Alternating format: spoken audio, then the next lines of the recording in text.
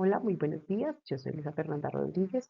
En esta ocasión quiero compartir con ustedes las reflexiones y el proceso de análisis que he generado en torno a un documento que nos ha proporcionado la universidad que está enfocado hacia el paradigma mixto de investigación.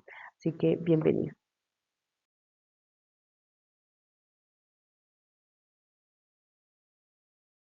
Es importante recordar que claramente tenemos dos enfoques o dos paradigmas principales de investigación y entonces, y que gracias a todas estas realidades contextuales que tenemos actualmente, principalmente a nivel social, pues ha generado una invitación a transformar estos paradigmas tradicionales en uno nuevo que pues, lo decía Sampieri, en esa tercer vía que nos permita ampliar el horizonte de lo que estamos haciendo en investigación.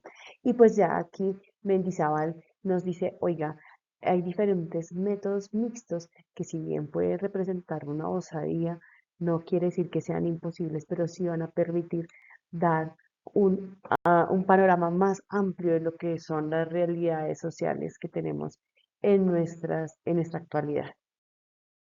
Entonces es importante identificar en qué momento se requiere implementar estos métodos mixtos en las ciencias sociales principalmente.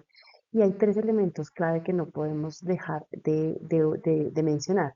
Y uno son los problemas de investigación que son muy complejos, que son muy amplios y que requieren de una mirada interdisciplinaria de varias personas que estén allí dando su aporte para poder transformar y comprender estas realidades. Y claramente que existan fines prácticos que puedan llegar a incidir en el proceso de diseño de políticas públicas, lo cual va a representar un impacto a nivel general. Cuando hablamos de las principales características de los diseños mixtos, entonces hay que tener en cuenta que tenemos unas herramientas que no se quiere decir que voy a utilizar exactamente lo mismo que en el paradigma cualitativo y cuantitativo.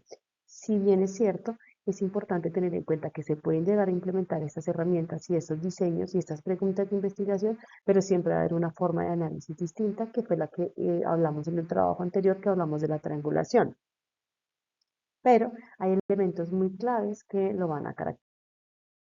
Para hablar sobre esas características, quise retomar este mapa conceptual elaborado previamente, donde claramente vamos a tener, dependiendo del enfoque y de cuál va a ser el principal peso que va a tener cada diseño, entonces ya sea porque sea explicativo o exploratorio, porque claramente sabemos que el explicativo, entonces empezamos lo cuantitativo sobre lo cualitativo, y en el exploratorio va a tener mucha más incidencia lo cualitativo que lo cuantitativo, pues claramente van a tener unas características distintas, pero lo que sí buscan es que claramente la perspectiva esté presente, fundamentada con una base numérica de unas herramientas y unos elementos que claramente van a ser muy generalizados, pero que a su vez van a permitir tener un reconocimiento de una situación muy detallada. ¿Listo? Hay que tener en cuenta que por el simple hecho que yo vaya a implementar dos herramientas, una herramienta de la cualitativa y una de la cuantitativa, ya me hace una investigación mixta, no necesariamente implica que es necesario y en dónde está el aporte que definitivamente dice, este es un paradigma que es articulado. Entonces, primero en el diseño, donde se define si es secuencial o prioritaria, ¿cierto?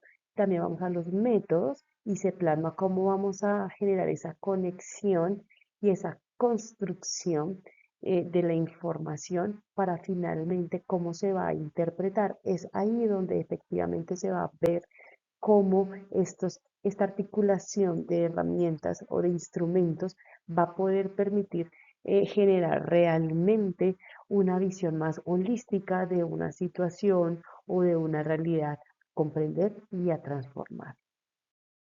Briman nos propone que efectivamente, como en todo proceso de investigación, se pueden llegar a presentar barreras. Entonces, hay tres elementos que él dice. Hay barreras intrínsecas, que principalmente están desarrolladas con la parte de los datos heterogéneos, ¿cierto?